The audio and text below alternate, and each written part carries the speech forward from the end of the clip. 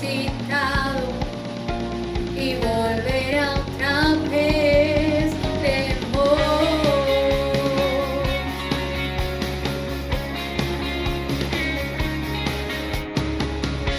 Que nuestra fe sea más fuerte, más grande que una canción. Y aún en las debilidades creemos,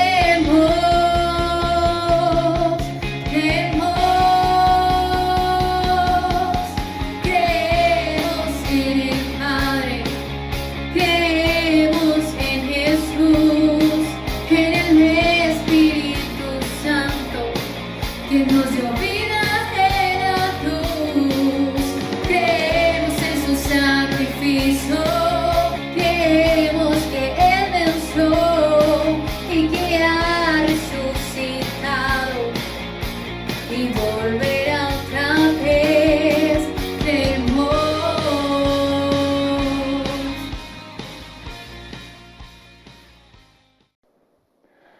Bueno, bendiciones mis hermanos, qué bueno tenerlos en esta noche, una noche preciosa, este miércoles. Un miércoles ha sido un miércoles maravilloso. Espero que tú también durante el día Dios te haya sorprendido con milagros, con señales, con maravillas, con prodigios en esta noche. Y yo sé que vienen cosas maravillosas, hermanos, gloria a Dios. Yo sé que Dios está con nosotros y que Él hará cosas grandes por ti y por mí. Dios es bueno y sabemos que todas las cosas que nos sucedan son para bien, con el bien en el cual Dios quiere obrar, ese bien que Dios quiere para tu vida, un bien de bendición, de prosperidad, de que cada día todo lo que tú hagas sea prosperado. Pero quiero darte una pequeña palabra antes de que entremos ahí a la enseñanza que hemos venido tratando. Yo quiero que tú vayas conmigo, por favor, al primer libro de Crónicas, capítulo 16, versículo 11. Primer libro de Crónicas, capítulo 16, versículo 11. Y vamos a leer en esta versión de Biblia al día. Dice, buscad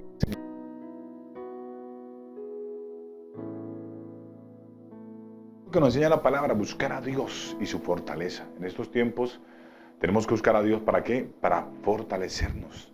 Tenemos que buscar a Dios porque la misma palabra lo dice, buscad su rostro continuamente. O sea, nosotros tenemos que, para mantenernos fuertes, para poder vencer cualquier situación, tenemos que estar, hermano, fortalecidos por el Señor.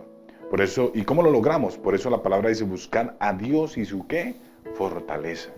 Usted que de pronto se ha sentido débil en estos tiempos, tal vez ha menguado en su oración. Si nosotros buscamos a Dios, hermano, buscamos también su fortaleza. Y esa fortaleza es la que nos llena de fe, esa fortaleza, en esa oración, usted y yo es que podemos, hermano, hacernos vencedores, porque su fortaleza viene a nuestras vidas. Por eso una hora en la presencia de Dios revelará cualquier imperfección que haya en los planes más cuidadosamente hechos. Cuando nosotros estamos en la presencia de Dios, hermano, y buscamos su fortaleza, buscamos su rostro, automáticamente Dios va a revelar, hermano, qué imperfecciones hay en nosotros, qué imperfecciones hay en nuestros planes. Por eso la importancia de lo que dice Crónicas ahí, buscar a Dios y su fortaleza, buscarlo de manera que continua. Tenemos que buscarlo de manera que continua. Bueno, un saludo para todos mis hermanos que me están viendo a través de online, por el Facebook, por YouTube. Los bendigo en el nombre de Jesús, a todos los líderes, a cada uno de ustedes, hermano. Cada día oro para que Dios los bendiga, cada día oro para que Dios desate milagros sobre tu vida, desate maravillas, prodigios, señales. Porque yo creo que, hermanos, si oramos los unos por los otros, pues yo creo que veremos la gloria de Dios. Hermano, un pueblo unido, hermano, se hace fuerte. Un pueblo en un mismo espíritu es el que conquista y logra grandes bendiciones. Así que ora con tu familia, ora en tu casa, ora en todo momento. Busca a Dios y su ¿qué? Fortaleza. Bueno, vamos a la enseñanza de hoy. Estamos hablando nosotros de las 7 iglesias. Vamos por la segunda iglesia del libro de Apocalipsis. ¿Sí? Entonces hemos venido realizando un estudio maravilloso que es del libro de Revelaciones, libro de Apocalipsis o libro de Revelaciones. Estuvimos hablando de la iglesia de Esmirna, estuvimos hablando de esta iglesia, hablamos de que es una iglesia, su significado es amarga. ¿Por qué amarga? Porque vivió una experiencia difícil esta iglesia. Esta iglesia vivió gran parte de las persecuciones, o representa las persecuciones que ha habido la iglesia de Esmirna. Entonces, hablamos nosotros de que esta iglesia de Esmirna sufrió dos grandes persecuciones, ¿sí? En las cuales una de ellas fue por un prolongado tiempo de 10 días. Algunos dicen que fueron 10 años, ¿sí? Entonces quedamos nosotros precisamente en la parte final de esta iglesia de Esmirna. Encontramos nosotros que en esta iglesia su obispo o su pastor fue brutalmente asesinado. Lo trataron de quemar, Dios lo salvó de la hoguera porque el fuego se fue para otra dirección, pero dice que el verdugo lo mató con un hacha. O sea, aquí encontramos que fue una iglesia de mucha amargura. ¿Por qué? Porque vivió demasiadas persecuciones, ¿ok? Bueno, entonces vamos a hablar del periodo de Esmirna. Vamos a hablar de el periodo de Esmirna. Este periodo de Esmirna, vamos al texto primero para que usted entre en lo que estamos hablando. Apocalipsis capítulo 2, versículo 10, y oramos. Apocalipsis, vaya al libro de Apocalipsis capítulo 2, versículo 10, dice: no temas en nada de lo que vas a padecer. He aquí el diablo echará a algunos de vosotros en la cárcel para que seáis probados y tendréis tribulación por 10 días. Sé fiel hasta la muerte y yo te daré la corona de la vida. Vamos ahora, Padre, en el nombre de Jesús, te damos gracias, Dios, por tu palabra en esta noche. Te pido, Espíritu Santo, Dios, que tomes el control de mi vida, de cada hermano, de cada hermana que está allí, Señor, viéndonos, Señor.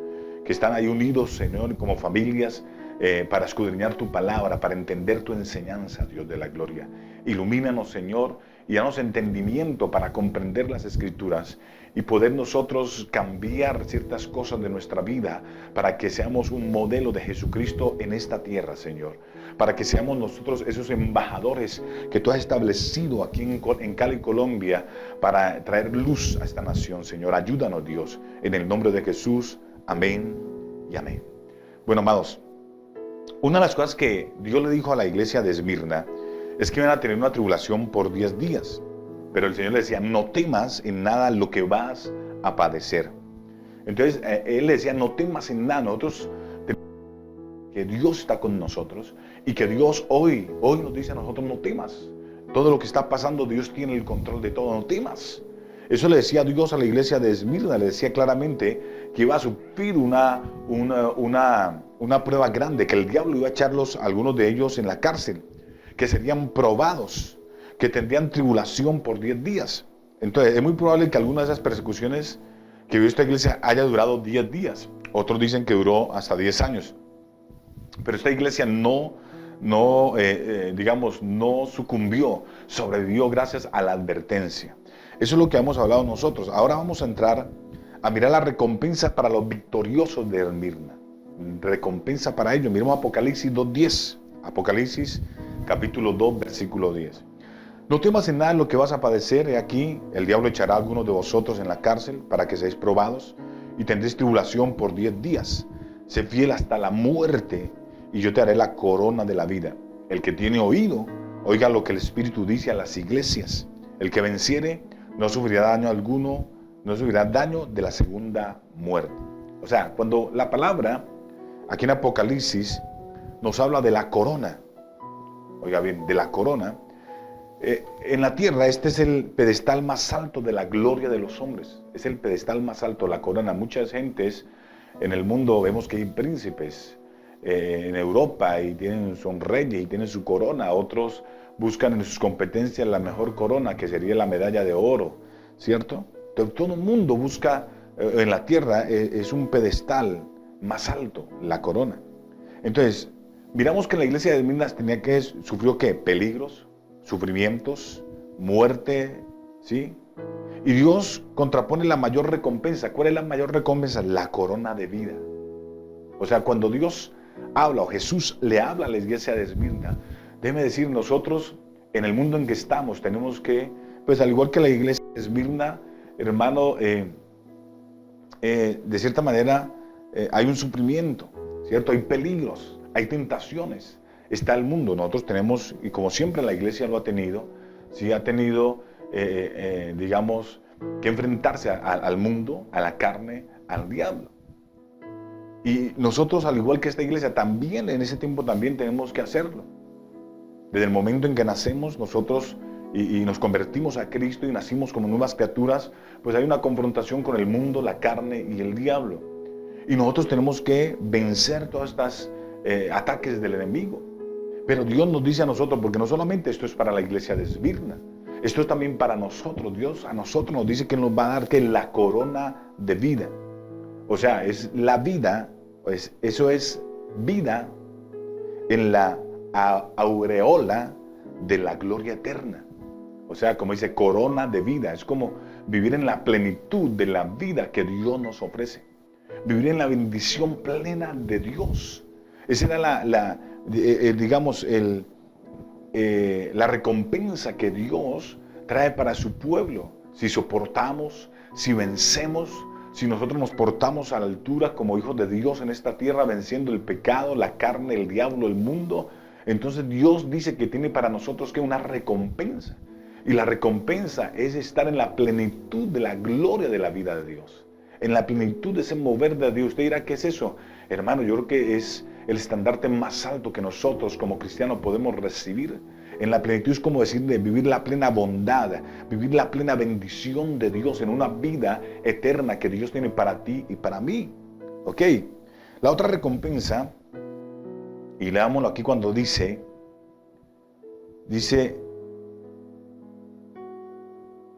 el que venciere no sufrirá daño de la segunda muerte. Entonces la segunda recompensa es no sufrir daño de la muerte segunda.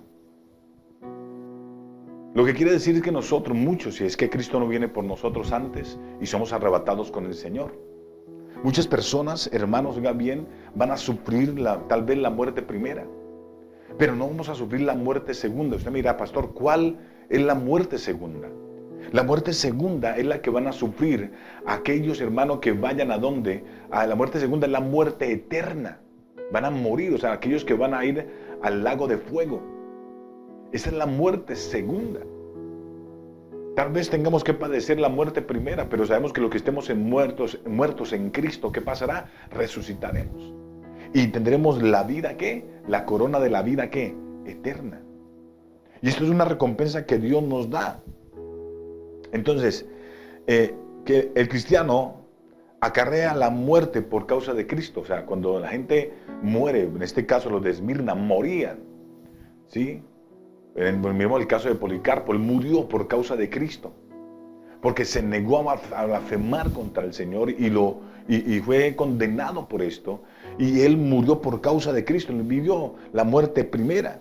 Pero dice la palabra que los que estemos muertos, vuelvo y lo repito, resucitaremos. Él resucitará y no participará en la muerte segunda, la que será eterno tormento para los infieles. Por eso usted y yo tenemos que portarnos como fieles. En este tiempo tenemos que ser fieles a Dios. Hermano, yo estudiando esto de las iglesias me doy cuenta que muchas cosas dentro de la iglesia hay que cambiar. Que nosotros tenemos que empezar a traer una reforma dentro de las iglesias para santificarnos de muchas cosas que desde la primera iglesia empezaron a influenciar la iglesia cristiana que hoy en día tenemos. Y hemos perdido la santificación. Hemos perdido el mover del poder de Dios, precisamente porque ciertas cosas vinieron y se introdujeron y las aceptamos. Y esto ha contristado al Espíritu Santo de Dios. Ahora, vamos a estudiar, terminando ya esta iglesia, miremos la carta a la iglesia de Pérgamo. Vamos a estudiar la iglesia de Pérgamo. Vamos a entrar a esta otra iglesia, la tercera. Apocalipsis 2:12. Mire lo que dice.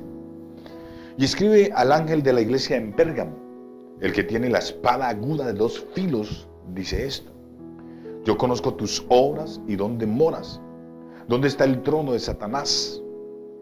Pero retienes mi nombre y no has negado mi fe, ni aun en los días en que Antipas, mi testigo fiel, fue muerto entre vosotros donde mora Satanás. Pero tengo unas pocas cosas contra ti, que tienes ahí a los que retienen la doctrina de Balaam, que enseñaba a Balac a poner tropiezo ante los hijos de Israel, a comer de cosas sacrificadas a los ídolos y a cometer fornicación. Y también tienes a los que retienen la doctrina de los nicolaitas, la que yo aborrezco. Por tanto, arrepiéntete, pues si no, vendré a ti pronto y pelearé contra ellos con la espada de mi boca. El que tiene oído, oiga lo que el Espíritu dice a las iglesias. Al que venciere daré a comer del maná escondido, y le daré una piedrecita blanca, y en la piedrecita escrito un nombre nuevo, el cual ninguno conoce, sino aquel que lo recibe. Entonces vamos a estudiar esta carta a la iglesia de Pérgamo, que es muy, muy interesante. Es muy importante que usted y yo entendamos lo que el Señor nos dice a través de esta palabra. Porque en muchos aspectos creo que aquí, en cada una de estas iglesias, trajo una influencia a la iglesia cristiana que hoy en día tenemos. Entonces es bien interesante estudiar esta iglesia. Ahora, miremos la ciudad de Pérgamo. Esta ciudad fue establecida por los griegos. Esta ciudad estaba a 12 kilómetros al norte de Esmirna. Pero la palabra Pérgamo significa, o podría significar, compromiso matrimonial. Pérgamo significa compromiso matrimonial, o también puede significar alta cerradura. O sea, Pérgamo significa compromiso matrimonial o alta cerradura. Estos símbolos de pronto tienen un significado espiritual entre sí, y lo vamos a estudiar y lo vamos a relacionar a medida que vamos avanzando en comprender el estudio de esta iglesia de Pérgamo. Esta ciudad era rica y pintoresca. Los cultos paganos en esta ciudad se practicaban bajo toda clase de desenfreno. O sea que en esta ciudad habían cultos paganos. Y no había, topes en cuanto a esto, sino que lo hacían con todo desenfreno. En cuanto a la relación de los pérgamos hacia otros cultos, estas personas eran tolerantes. Permitían todo tipo de religión, permitía que la gente hiciera y deshiciera en sus religiones. Por lo tanto, en ese tiempo pues ya no había persecución para los cristianos, porque ellos permitían también que los cristianos estuvieran allí en medio de ellos. Ahora bien,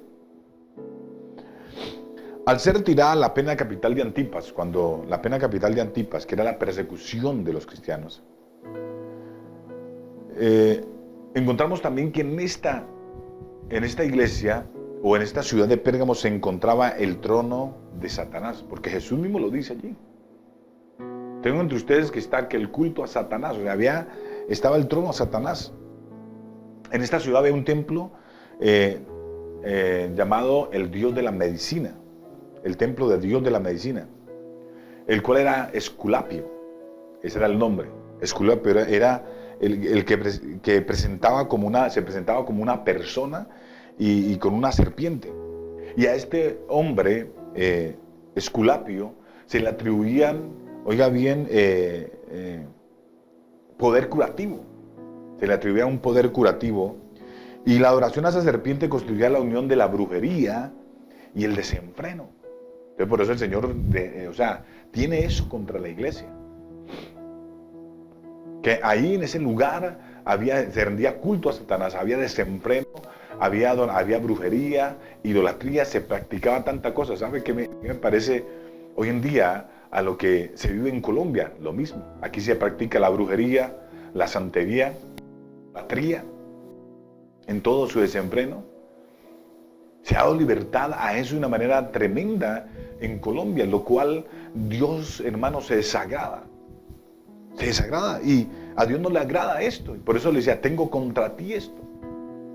Hermano, tenemos que orar para que los gobiernos se conviertan.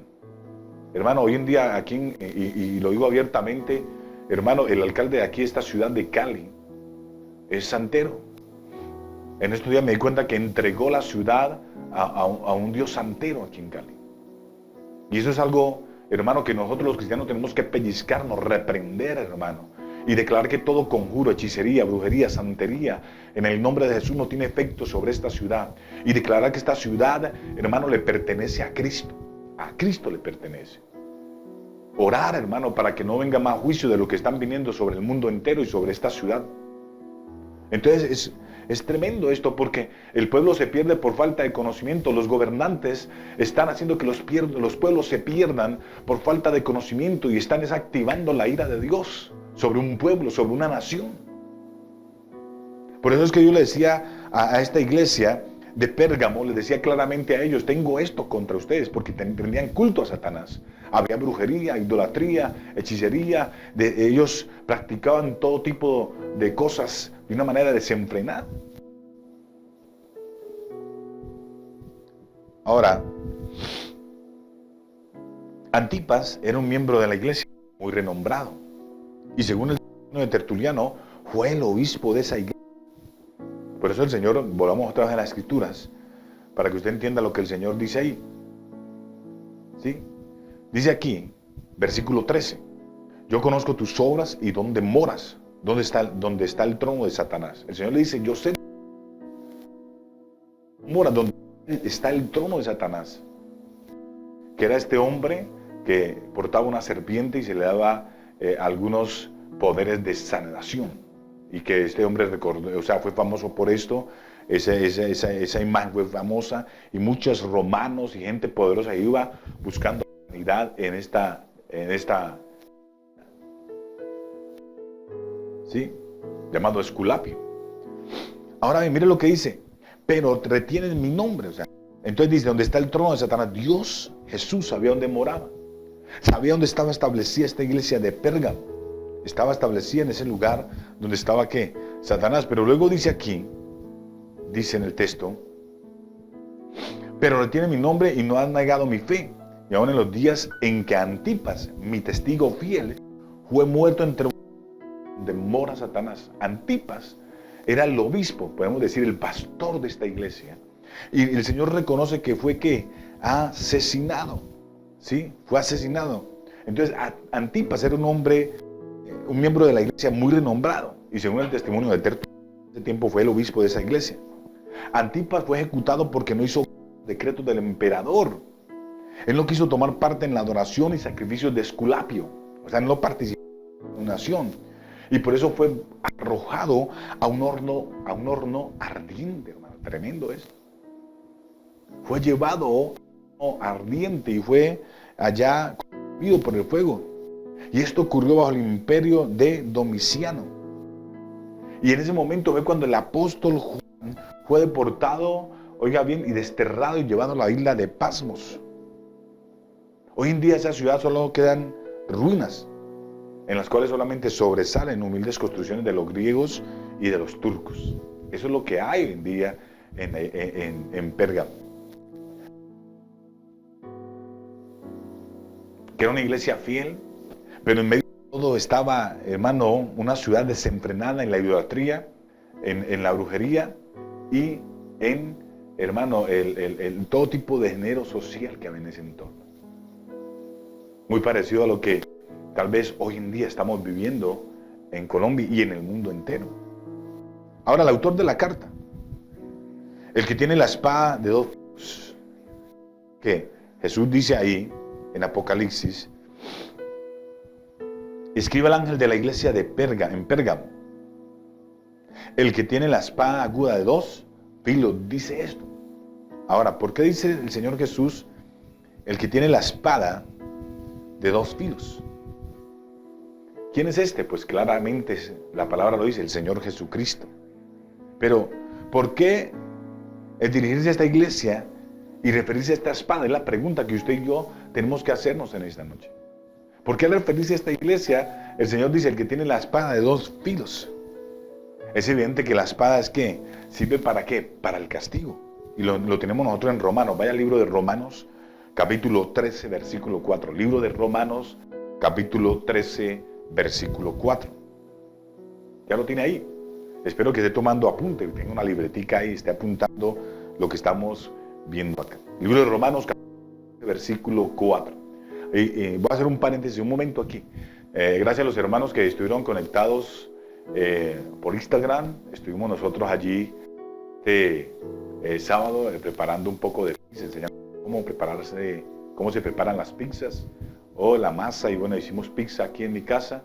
Todos lo vieron por Instagram. Los bendigo en el nombre de Jesús. Muchos se conectaron. Otros me llamaron al otro día para volver a explicar ciertas cosas de la elaboración de este tipo de masa para pizza. Los bendigo, que bueno, espero que hayan disfrutado, una bendición. Muy contento de que muchas personas se hayan conectado y han estado con nosotros ahí. Bueno, volvemos a la palabra.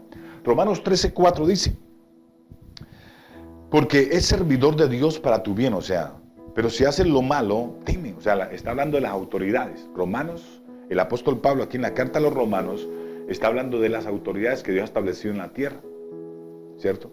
Porque es servidor de Dios para tu bien, o sea, esa autoridad, pero si haces lo malo, teme. Porque no en vano lleva la espada. O sea, la espada es el elemento de justicia de Dios.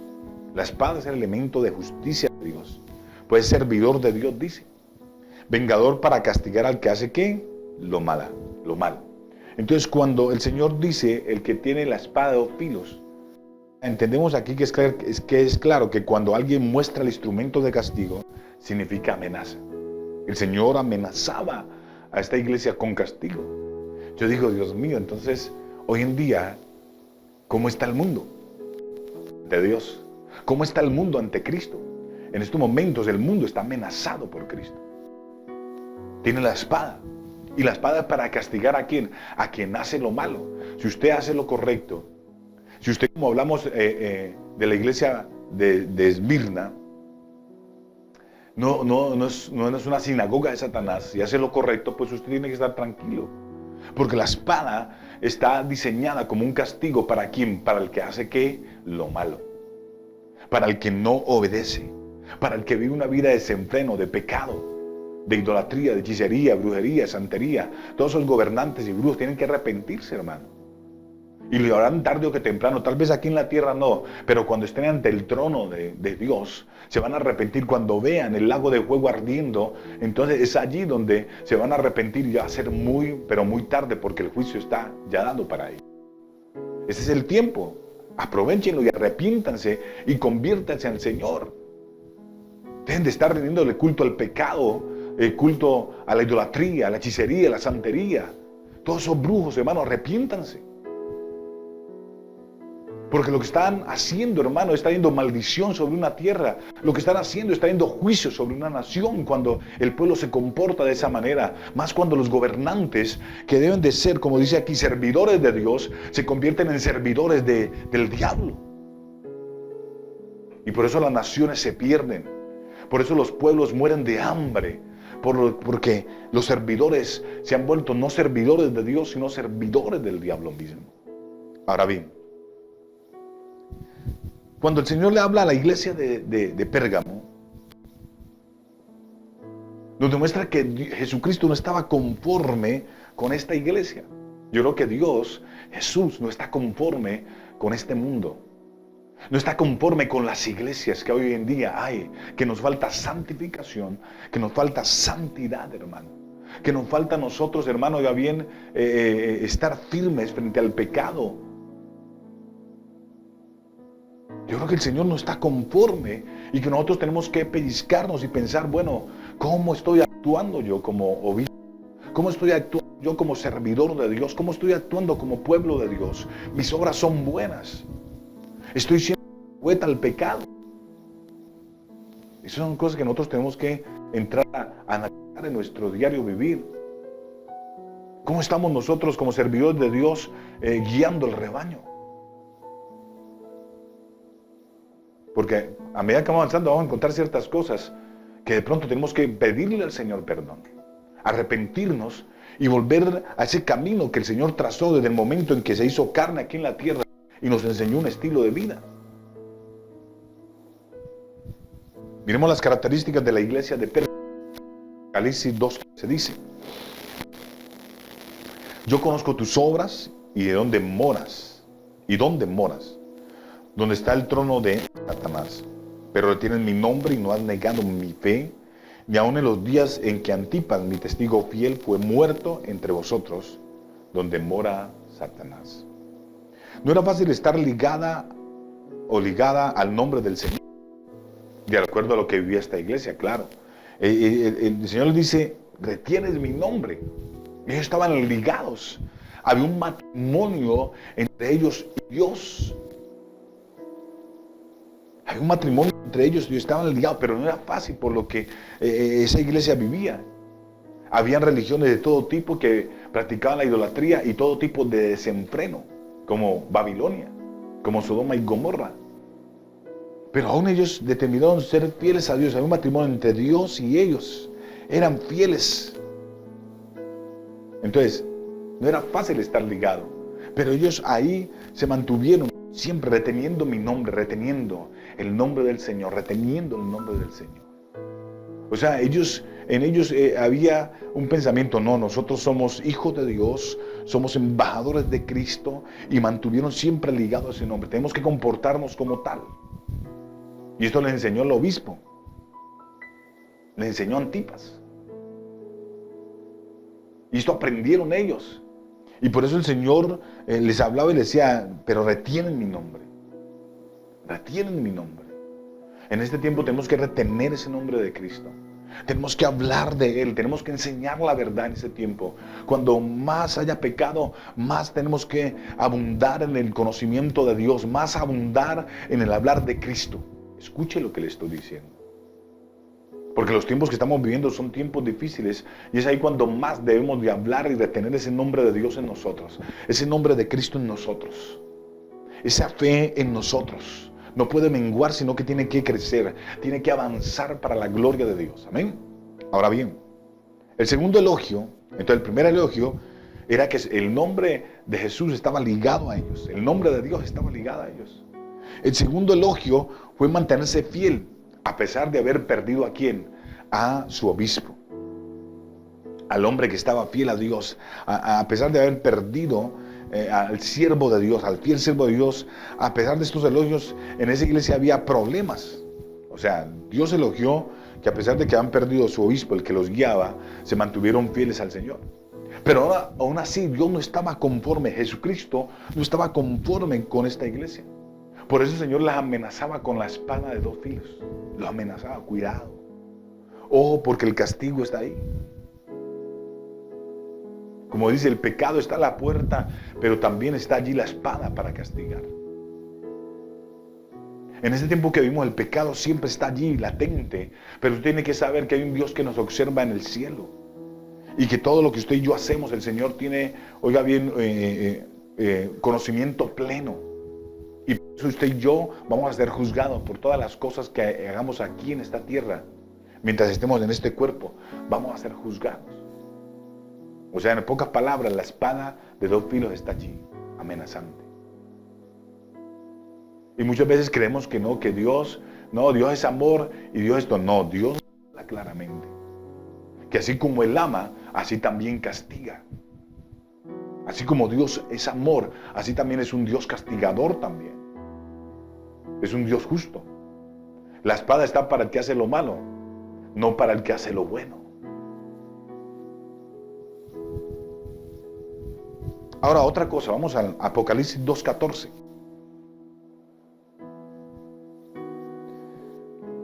Dice, pero tengo unas pocas cosas contra ti, que tienes ahí a los que retienen la doctrina de Balaam, que enseñaba a Balac a poner tropiezo ante los ojos de Israel, y a comer de cosas sacrificadas a los ídolos, y a cometer fornicación. O sea, el Señor le recrimina algo. Que esta iglesia permitía, oiga bien, que en ella hubiera una doctrina que a Dios no le agradaba.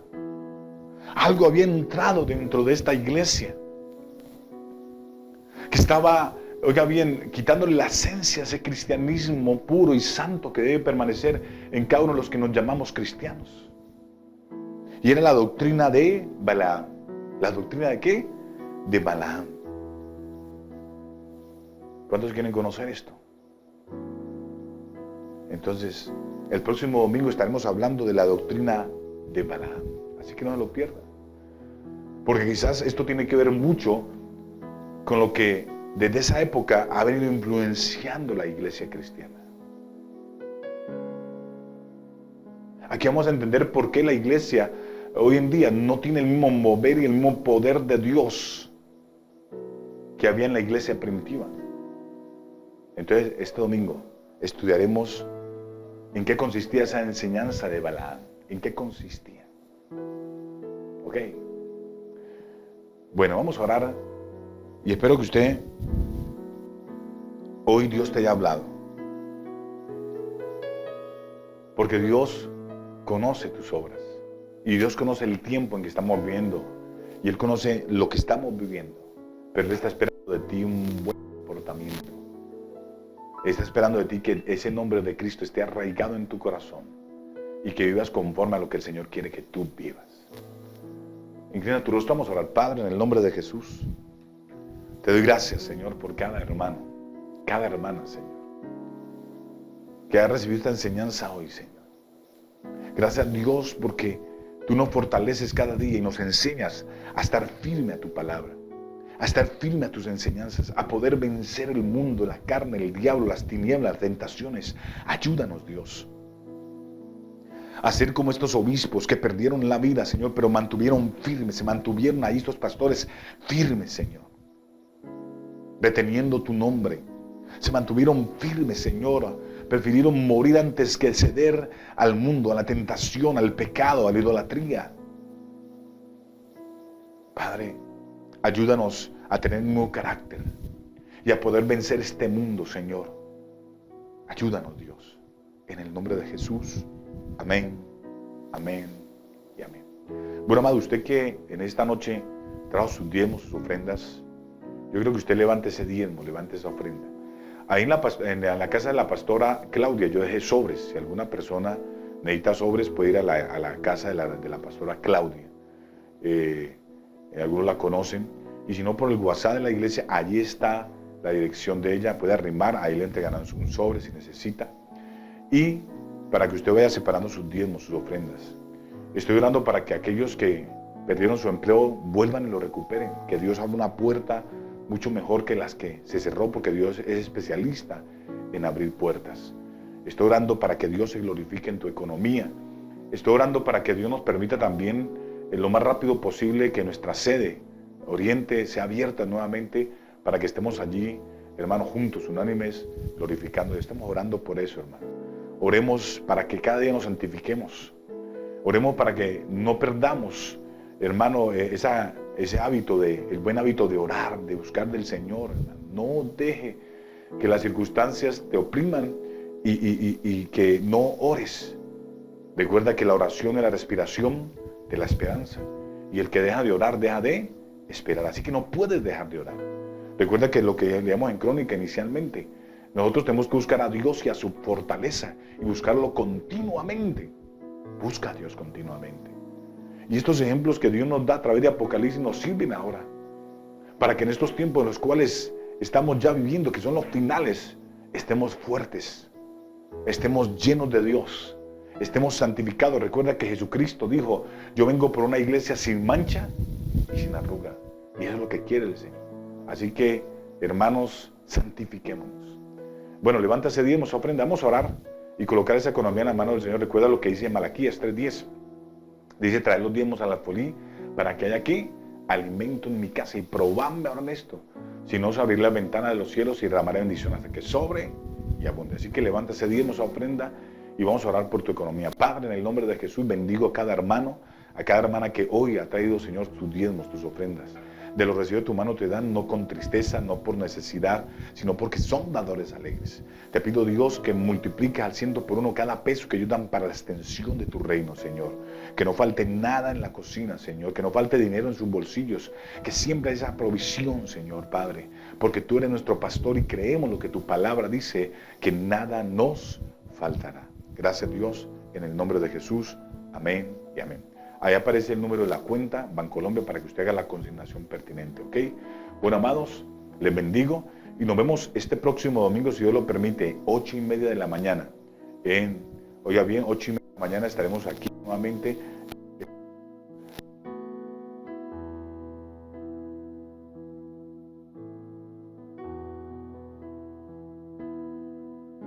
Bueno, amados, mil bendiciones. Dios les guarde.